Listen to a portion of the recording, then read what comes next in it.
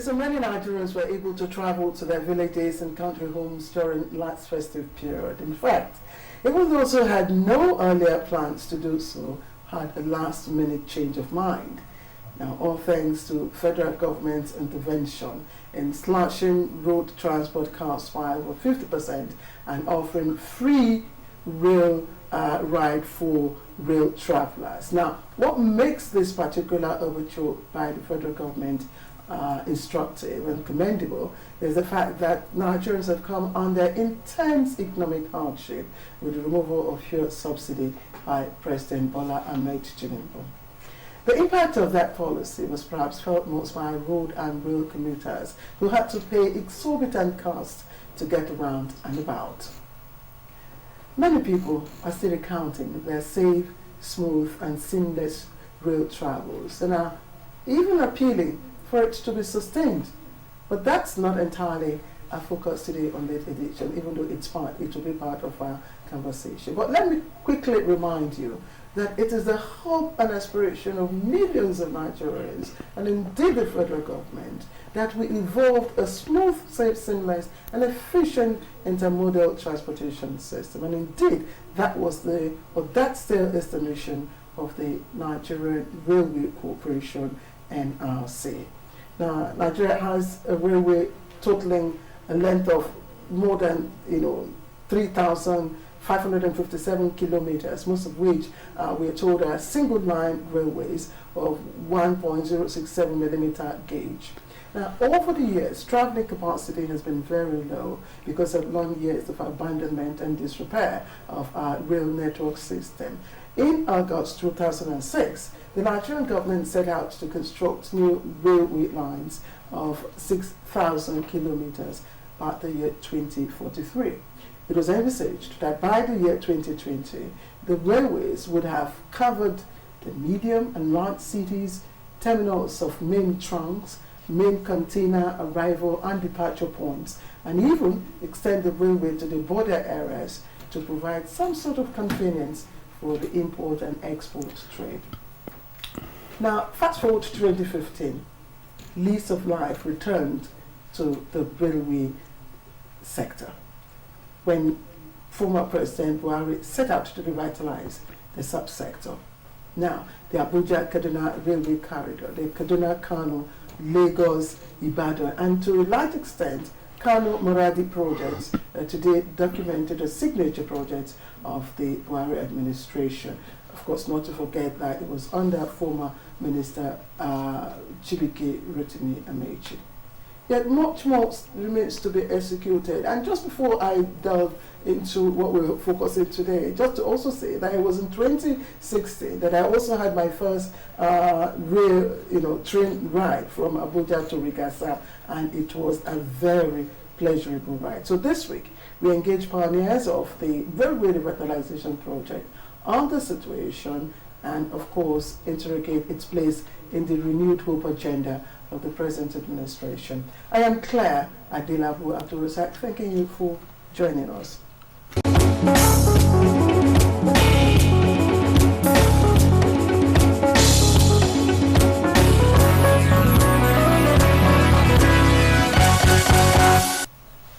All right, let me begin by introducing my first guest, Professor Umar Adam Katsial, a professor of pharmacognosy, I hope I got that right, at the prestigious Ahmadu Bello University. Now, he holds a bachelor's degree in botany from Bayero University, a master's and doctorate degree in the field of pharmacognosy from Ahmadu Bello University as well. Now, Professor Umar Katsayal is a member of several professional organizations, including the Botanical Society of Nigeria, Nigerian Society of Pharmacognosy, West African Society of Pharmacology, African Society of Toxicological Sciences, among others. And he was also a member of the House of Representatives during the 7th Assembly. Currently, he's the Vice Chancellor of the Federal University of Transportation in Daura, Katsina State. And I'm very, very delighted to introduce my next guest, and he is Sabiu Sakare. He's a former Permanent Secretary, Ministry of Transportation, from November 2015 to April 2020. In fact, pioneer Permanent Secretary of the Railway Revitalization Project. Then he moved on to Defense, the Defense Ministry, of course, where he served as Permanent Secretary. Currently is serving as logistics consultancy, and of course is into very many areas in the logistics value chain. So today I'm very delighted to have him for the first time in our studio on Late Edition. So let me welcome, gentlemen, Professor Katsial and the PAMSEC to my studio. Welcome. Thank you. So nice to have you. It's the first time. It's your first time. Thank you. I know all the while, it's not easy for those in public service, to come to the studio, except, of course, you have to have so many permissions and approvals. But now you're retired, but you're not tired. Thank you. Good to have you with us. Thank you. So let me start, on a very general note. We are ranked, by, of course, the world rating bodies, such as the World Bank, as, being the 53rd, country in the world in terms of rail network and all that. And I know that that represents a very huge gap. I don't know if it is still, if that, data is current. But in terms of sustainable rail network, where are we? How can you, describe our journey so far? Thank you, Claire. I think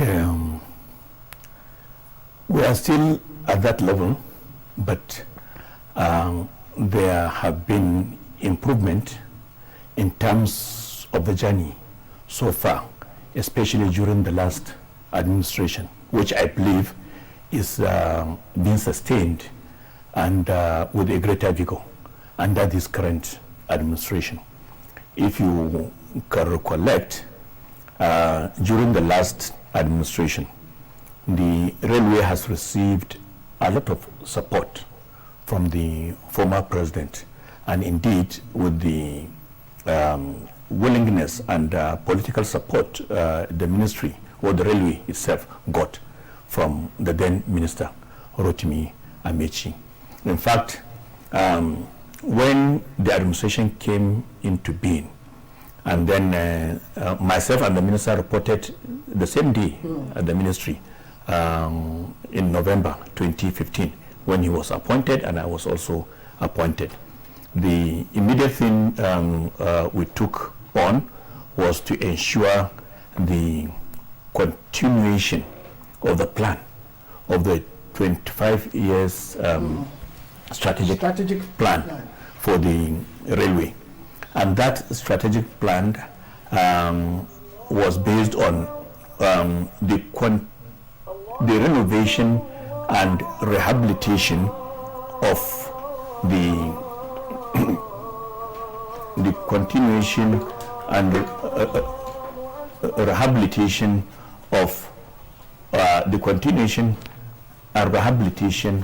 of the narrow gauge, which span almost into various parts of the country, from Port Harcourt down to Maiduguri, from Lagos down to Kano, and that is the western line and the eastern line together. The then administration, before the coming up of the Buhari administration, gave rehabilitation to those corridors, to that narrow gauge lines. Unfortunately, the contractors were either not competent or the work was not properly done. So unfortunately, the narrow gauge was not properly put in place at that time.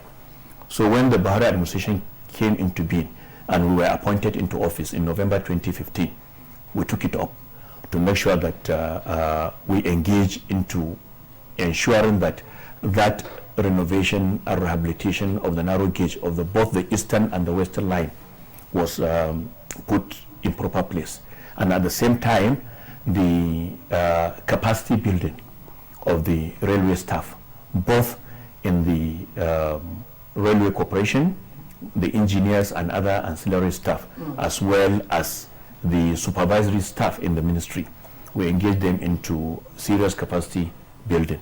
And also, we ensured that the standard gauge line, which was introduced, it started since Obasanjo period, the understanding of the standard gauge, which was to be Lagos to Calabar and then Lagos to Kano. The lines would have passed through many states, many state capitals. Unfortunately, as at that time, only Abuja to Kaduna segment of the Lagos Kano was started. It was the only one that started. And at the time we came in, it was almost, I'd say, 85% completion. There are some issues bordering on land acquisition for the rail alignment and so on and so forth. So immediately we came in, we tried to ensure that that is cleared. So we immediately took it up, and with the support of Mr. President and the commitment of the with the support of the then President Muhammad Buhari and the commitment of the minister, we were able to sort that out. And within a very short time, we were able to complete the Kaduna Abuja standard gauge line. So today, how many of the segments within the different corridors, are currently operational? Okay. During our time, after the completion of the Kaduna to Abuja standard gauge, we also started the construction of the Lagos to Ibadan, and completed it within a very short time. And we ensured also, we commissioned and started operation of both the Kaduna Abuja immediately after the completion. These were not greenfield projects, they were not greenfield project. The Kaduna to Abuja is a segment of the Lagos Kano project, which had been under construction, which I told you was almost 85% completion. So it was during the Buhari administration that we completed and started operation almost immediately. And when we started operation, we just started operation with the locomotives that was used during the construction period, and then we got some coaches to start the operation. I think we started only two shifts, and then subsequently increased to about four rides in a day, until later when they had that attack, that it was reduced to 2 again, up to now, I believe. Then apart from completion of that Abuja to Kaduna line, I told you Lagos Ibadan is another segment of the Lagos-Kano. So we got it kick-started. We got the support of the president. Budgetary provision was given, and immediately, I think within 20 months, we were able. So on that corridor, that's the western corridor. Western corridor. On that western corridor, we got it right with Abuja, Kaduna segment.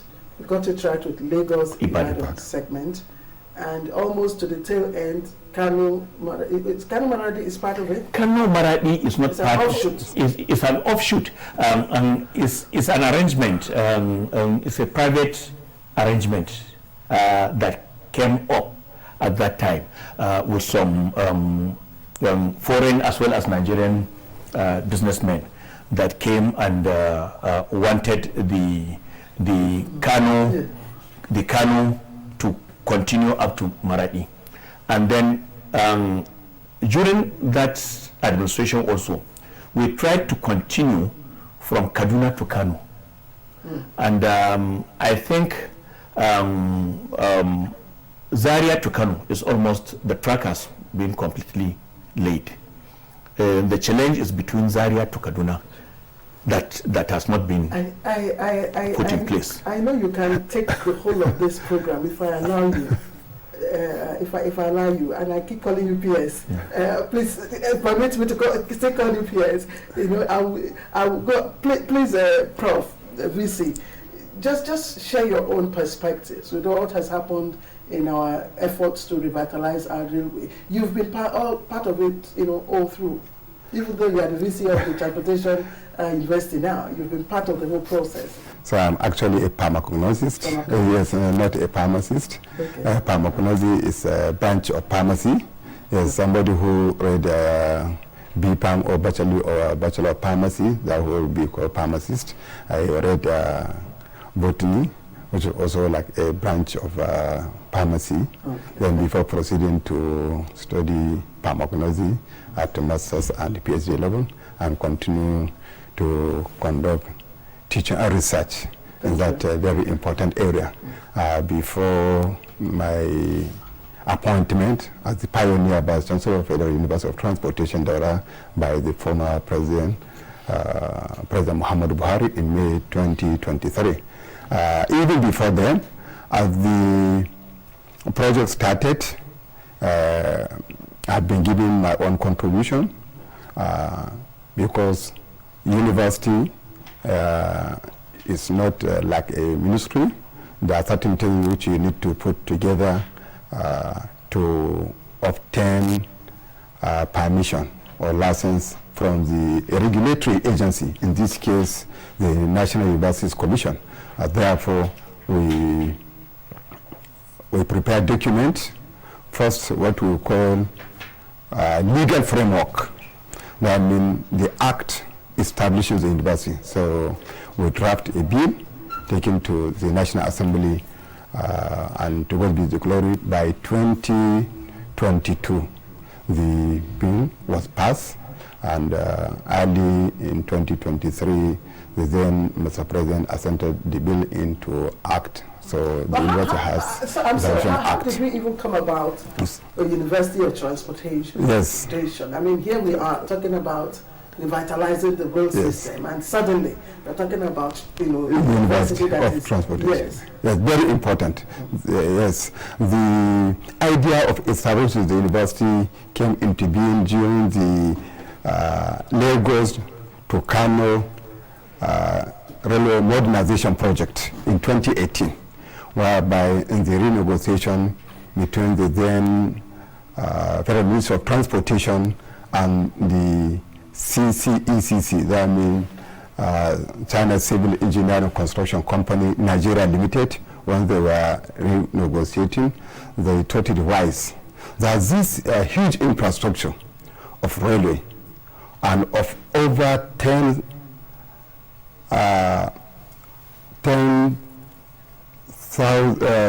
million US dollars, billion US dollars.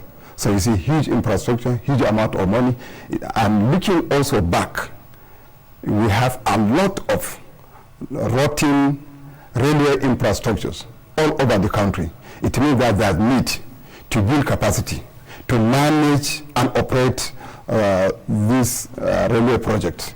And that was the essence of establishing the university, in order to build capacity, acquire technology, to manage and operate this infrastructure.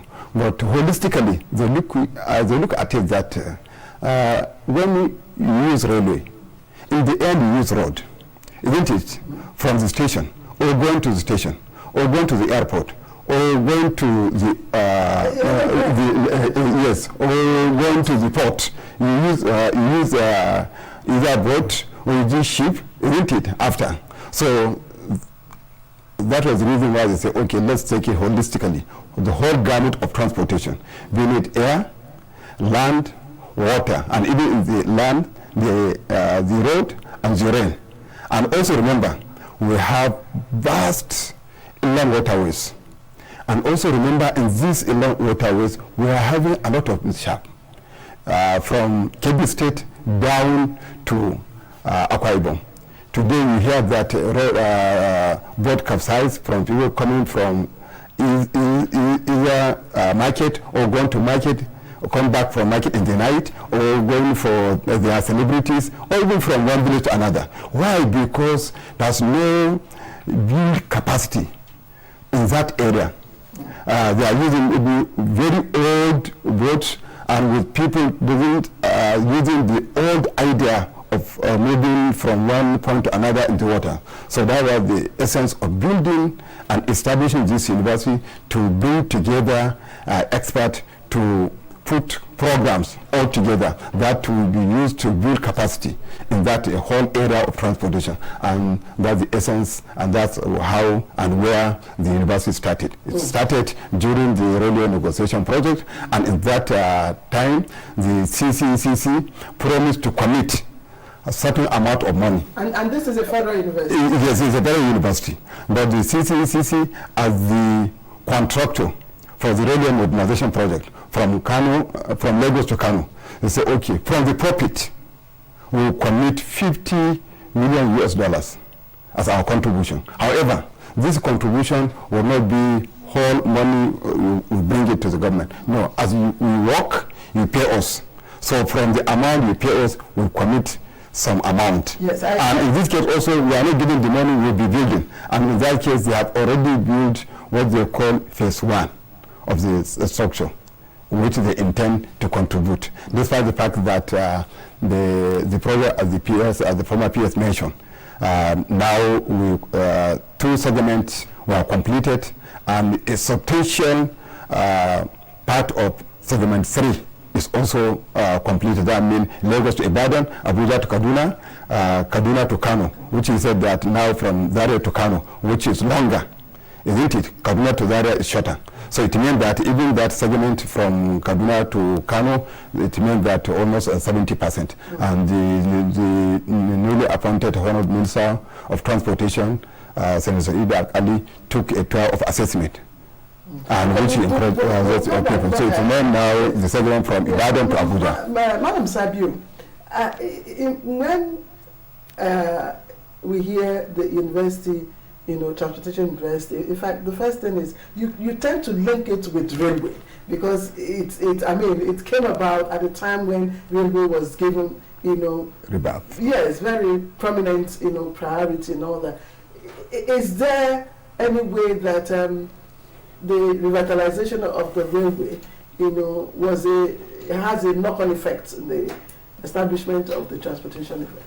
Yes, you see, as the VC has rightly pointed out, when I was mentioning the 25 years strategic plan, I mentioned that capacity building was part of that plan.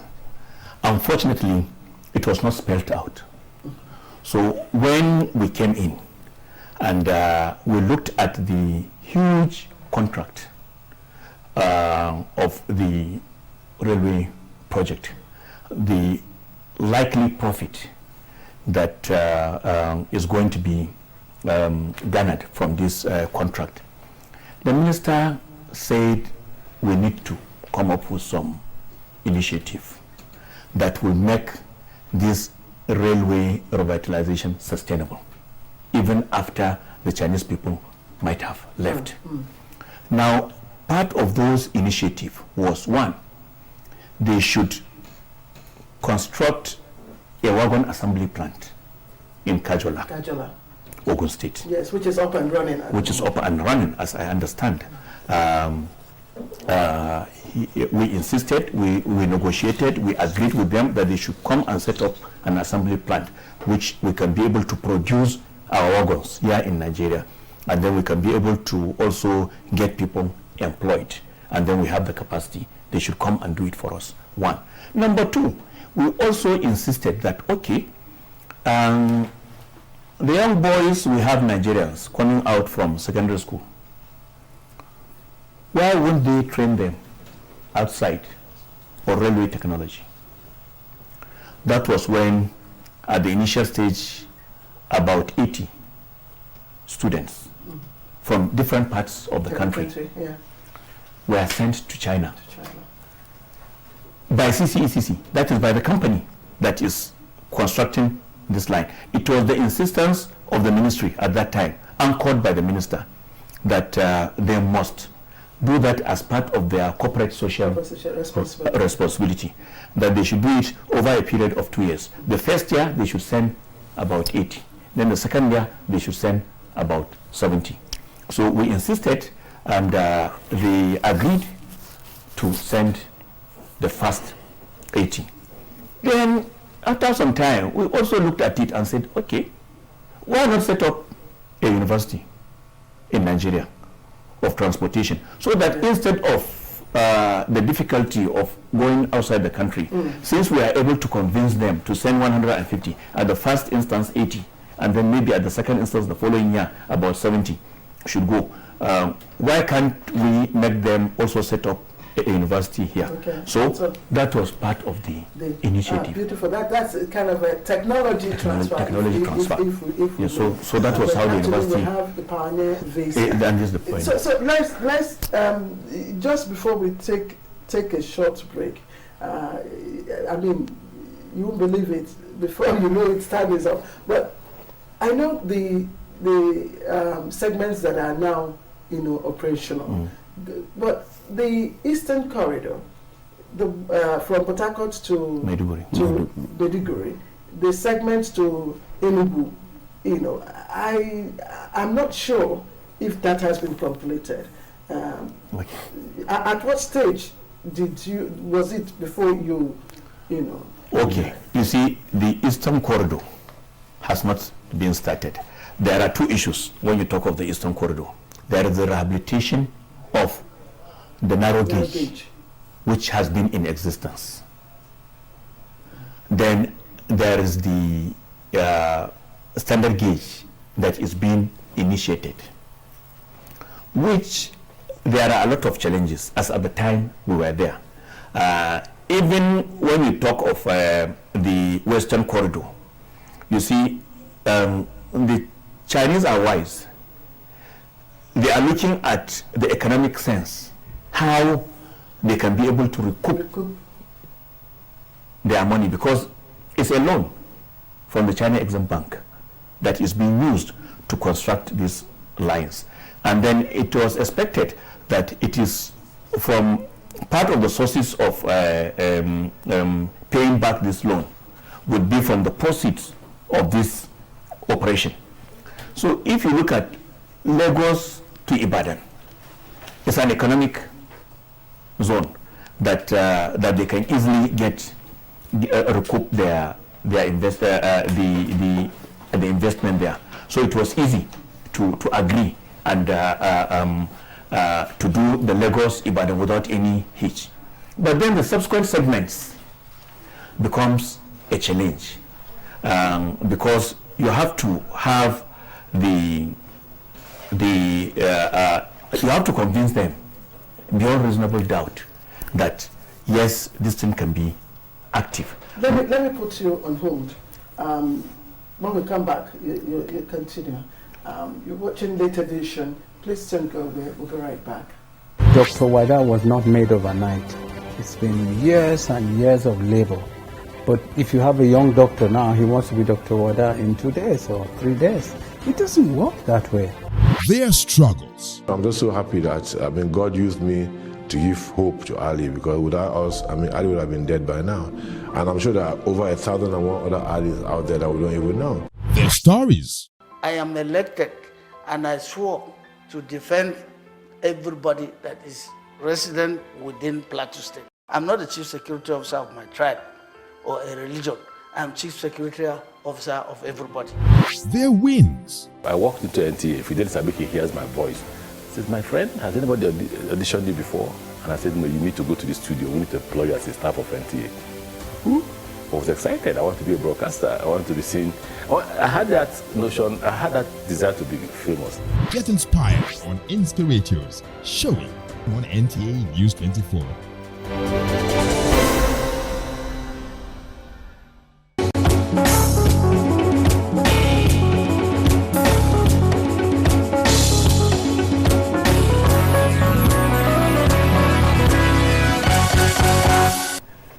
Welcome back, and this is late edition, and as I told you earlier, we're focusing on the railway revitalization project, of course, which was kick-started during the administration of former President Muhammadu Buhari. This is a new administration, and many Nigerians are wondering what will become of that ambitious project. So we're back to Madam Sabio Zachary, who was, former permanent secretary and indeed the pioneer permanent secretary for that initiative. You were talking about the state. I asked you about the state of the Eastern Corridor, particularly the rehabilitation of the narrow gauge and the standard gauge plans to, begin construction of the standard gauge. Yes, thank you. Currently, as I was made to understand, the rehabilitation of the narrow gauge has kick-started somewhere from Port Harcourt to Aba. The narrow gauge is already being rehabilitated, and I think that will extend down to Maiduguri along that axis. That is the Eastern Corridor. Meanwhile, the standard gauge of that corridor, I believe, is yet to take up. As I have said, it's a matter of funding, and the funding is coming from the China Exim Bank, unless another source of financing is going to be sourced, because even the initial two that were agreed upon, the Lagos to Kano, as well as the Lagos to Calabar, that is the coastal rail, is yet to be completed from the China Exim Bank. The Lagos to Kano, so far, only Kaduna to Kano, and then Kaduna to Abuja, and then Lagos to Ibadan. That is completed. And then, even though the extensions to Zaria, what about the extensions, along the corridors? Yes, you see, there is Ibadan to Ilorin, there is Ilorin to Mina, there is Mina to Abuja, then Kaduna. Okay, to Abuja? No. Sorry, yes. Itape to Abuja is not part of that corridor. It's an entirely different thing altogether. And then what was done in the last administration again was, apart from the Lagos to Ibadan that was started and completed, there was also an extension to the Apapa Port. Yes. Which was an addendum to the initial contract. It wasn't and caused a lot of issues and challenges. There's a lot of issues because it involves a lot of issue of right of way. You have to pay compensation. You have to pass through a lot of things. A lot of issues. But let me ask you, Madam Sabiu, because I know why you were there. During conversations, you were very enthusiastic about the funding for these projects. A lot of people tend to believe that the Chinese companies, who were fronting, were ready to take up this whole, project. But somewhere down the line, as we're seeing now, funding has become a major issue that the Tinubu administration would have to find a way around if we are to complete the, of course, drive this project further. I don't know if VC, you want to come in here, because you are also part of this process, not just the university itself. Yes, that's very important. As I mentioned earlier, the whole project is negotiated between the federal government through the Federal Ministry of Transportation and the Chinese company, which also is not wholly a private company but a public company, the CCCC. But remember, the funding by the company is 85%, whereby the government, the federal government, will contribute counterpart funding of 15%, which has already been paid by the federal government. In fact, what they are working with from Kaduna to Kano, they are using the counterpart funding of that 15%. The Chinese company did not put money to date. Kaduna to Kano. Yes, so it is the government. So the government has already fulfilled its promise. And also remember, this year, the Vice President, Senator Kashmir Ishetima, visited the Chinese government together with the Minister of Transportation, the current Minister of Transportation, Senator Saida Ali, with the MD, the other staff of the ministry, whereby they dusted that issue, whereby the government agreed, or the bank agreed to come back and complete the promise. So I'm sure the funding of the 85% by the Chinese Nigerian bank will be provided. If we look at all that entails within this project, the revitalization of the railway sector, if you take away what has been achieved under the former administration and what is left, funding will be a major driver for us to get the coastal projects on course.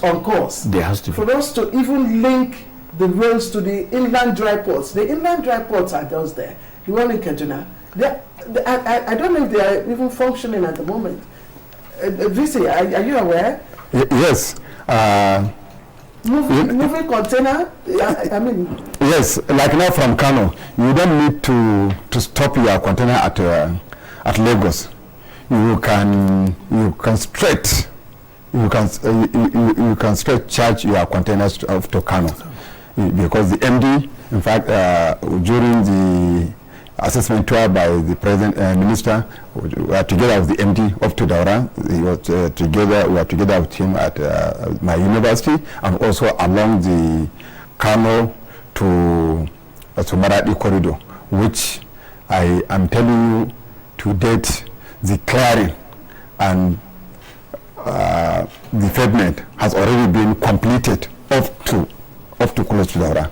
Up to Daura, they have cleared it. Yes, from Kano. They have done a lot, and also the stations. The stations are being built. In fact, they have even started building station along Daura to Katsina now. So they are working seriously, although that one is being constructed by different company, not to CCC. That one is used by motor engine. Yes, so the dry port are working.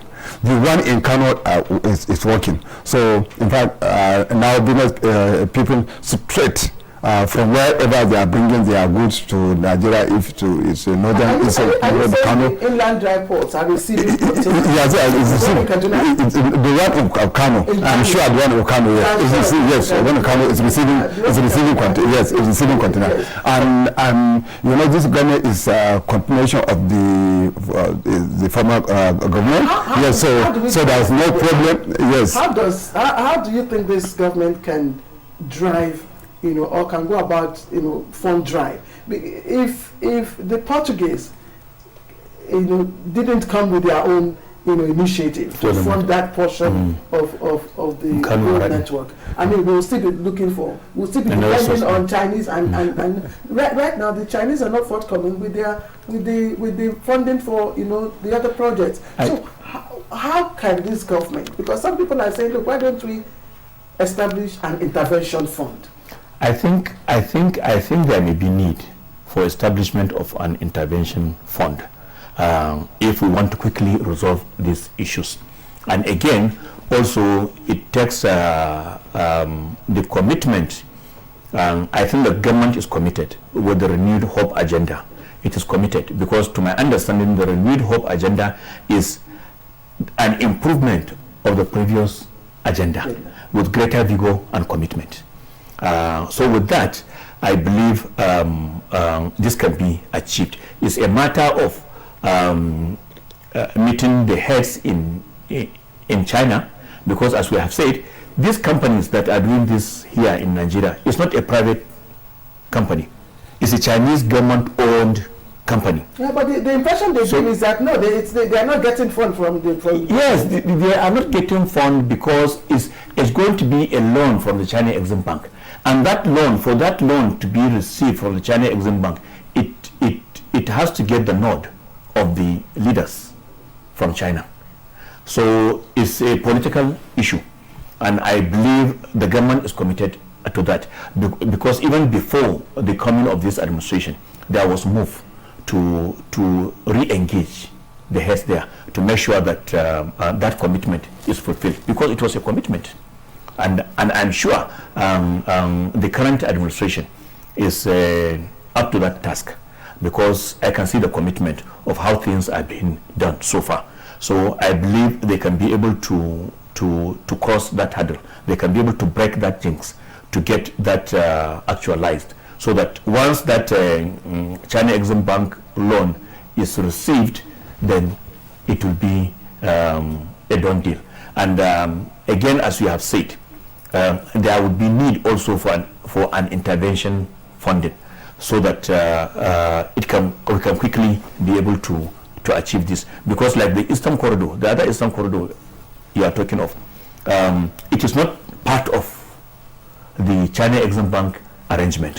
So it is only through another intervention that you can be able to achieve that, so that the whole country can be covered. Okay. The Eastern Corridor is not part of the China Exim Bank. It is not. What is part of the China Exim Bank is the Lagos Calabar, which is the one we call Coastal Rail. Then the Lagos Kano, which is the Western Corridor. But the other Eastern one is a new initiative. Port Harcourt down to Maiduguri. It's a new initiative by the former minister, Rotimi Amechi, to also bring the standard gauge along that corridor. Geographical balancing, which I think is appropriate. Okay. But I want to remind you that I told you earlier late last year, the vice president, together with the minister of transportation, visited China. Good. Yes, concerning that, and they have resolved all issues. I'm sure by now, maybe arrangement to fund must have been concluded. It means that the commitment of the president and government is also high. Other private. Yes, it's correct. I also would like to inform you, I know also the president minister is also having a meeting with other private companies to bring in their expertise into the rail system. In fact, I think using even high-speed light rails between states. Yes, between states all over the country. I'm sure if this comes to being by middle of the year, you will hear good news about it. Let me just chip in this so that we don't overlook it. As I have told you, that first set of about 80 students were sent. I think was it 2018. They are already back. They are doing their NYC. Some of them with CCECC, some of them with other people. And again, the last set that was sent after the first 80 that was sent the following year, they are coming back this year. By June, they will be back. So you see, you will have crop of... When they come back, where will they be deployed? Yes, the initial thinking was they will also form part of the staffing of the university and also of the railway corporation as well as the ministry, because they studied in various aspects of railway technology, whether it is civil engineering, whether it is mechanical engineering, whether it is electrical engineering, specifically, or this signaling and communication. All they were into was specifically for railway. So once they are back, And already about 80 are already back. They are now on their youth service. I believe in the next 3-4 months they should be done, and another batch will be coming back. You said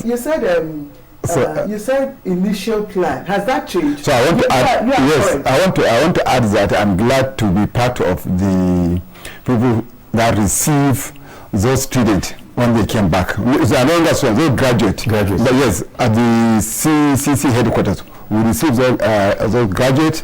As the former PS mentioned, some are doing their NYC, some have even completed, some were engaged by the company, and many also, we engage many into the university. But we are currently receiving training because we want to build the university on strong ICT. So as they're receiving training on what we call online content development and delivery at the moment. So some of those graduate from that initiative. So we have continued with the initiative because the graduate, some of them are back. They were engaged by CCC, by team, Nigeria Limited, the team, Nigeria Limited, the company surviving the activity of the organization. Because this is January. What is the admission? So the status of the admission to the university, we have completed the admission exercise. Now we are in screening and registration of the candidate. So we have started, and very soon we'll complete that, and we'll continue with the study.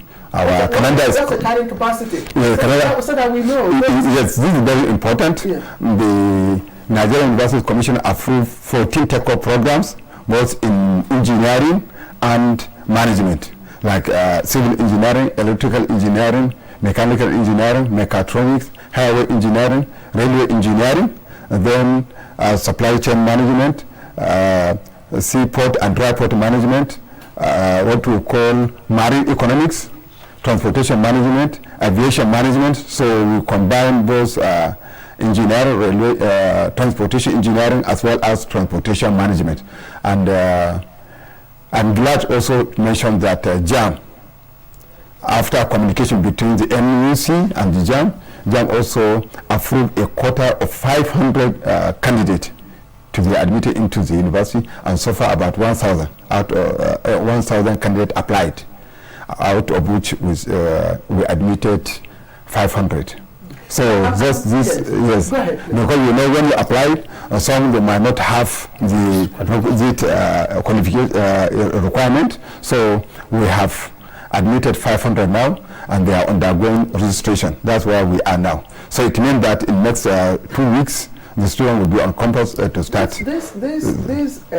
These undergraduates, which catchment areas do they come from? Yes, it's all over the country because it's a federal university, and in admission procedure you have merit, you have catchment area, we have what we call EDLC, that educationally disadvantaged state. So, and the separate, despite the fact that it's federal.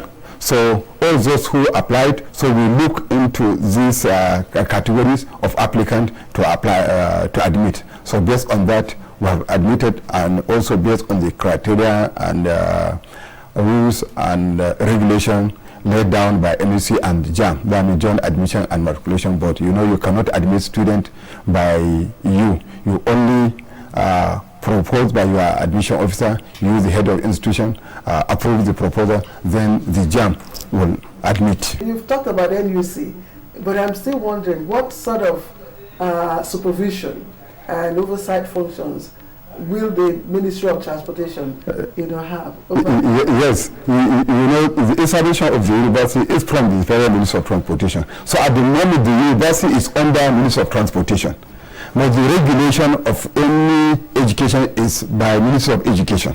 Isn't it? You can have private education, you can have place-based university, isn't it? There are private universities, there are community universities, but all they are being regulated by the Ministry of Education. Even at the moment where a meeting is going on in the NUC, yes, together with all the universities, and NEC is under the Ministry of Education. So regulation is by the Ministry of Education. But you know, we have universities like NTA, which is under Defense. You have Army University. You have AFIT, the Army Air Force Institute of Technology, isn't it? So the University of Transportation is under Federal Ministry of Transportation. But the regulation of the program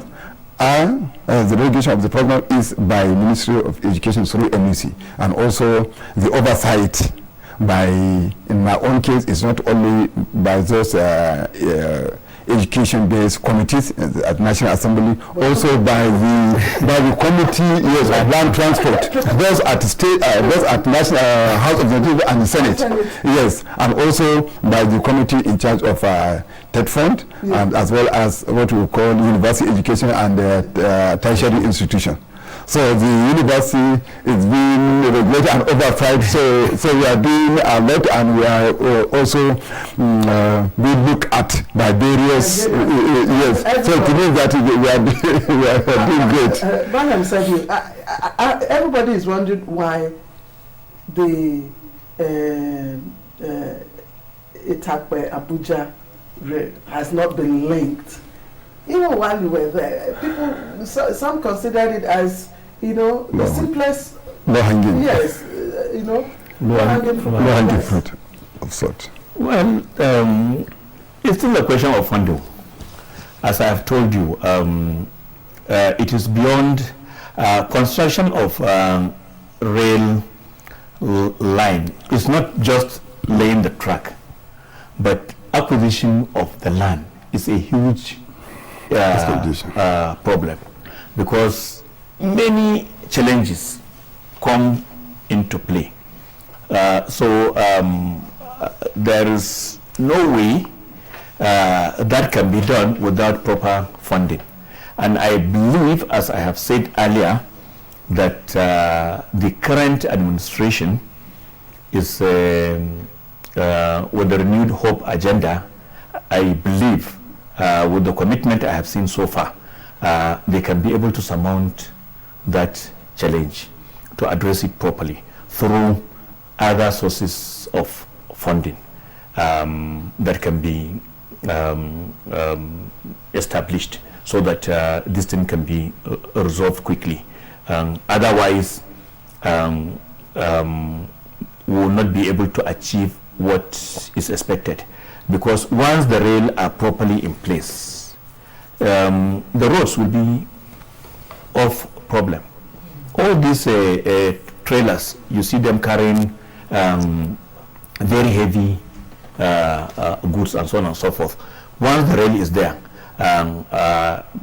they will lift up the road from that problem, so the road can last longer. A road that may be constructed to last for 20 years, now you see it within 10 years, it is falling apart because of the heavy load that is being moved on the road. But once this thing is being taken care of by the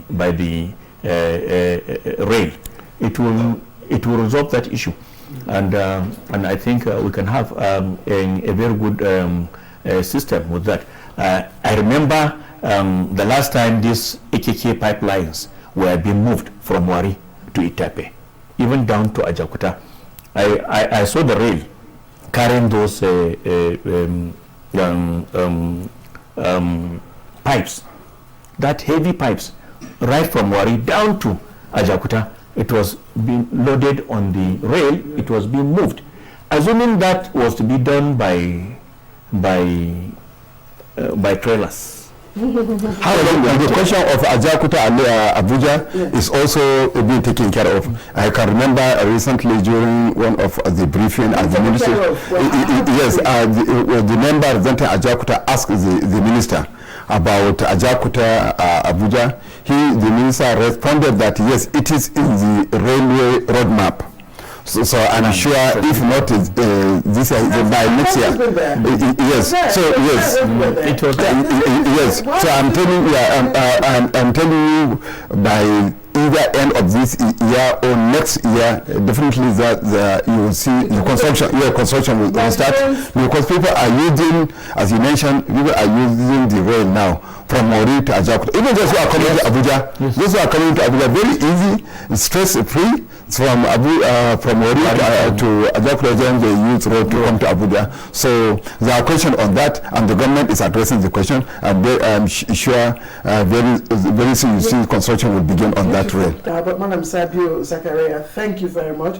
Former Permanent Secretary, Ministry of Transportation, and also former Permanent Secretary, Ministry of Defense. Thank you very much for coming to late edition this week. Thank you. And let me also thank the very pioneer Vice Chancellor of the Federal University of Transportation, Daura, Professor Omar Adam Kasea. Thank you very much for coming to share your perspectives with us on this important topic. We are delighted to be here, and also to tell you that at any time you call us, by God's grace, we will make ourselves available to further enlighten Nigerians on what this university is doing in attempt to build capacity and provide the needed expertise and technology to drive the transportation industry in Nigeria, to make the Nigeria hub, African hub for transportation industry. All right, Prof, thank you. And that's it on Late Edition this week. I'd like to thank you for me and my production crew. Goodbye.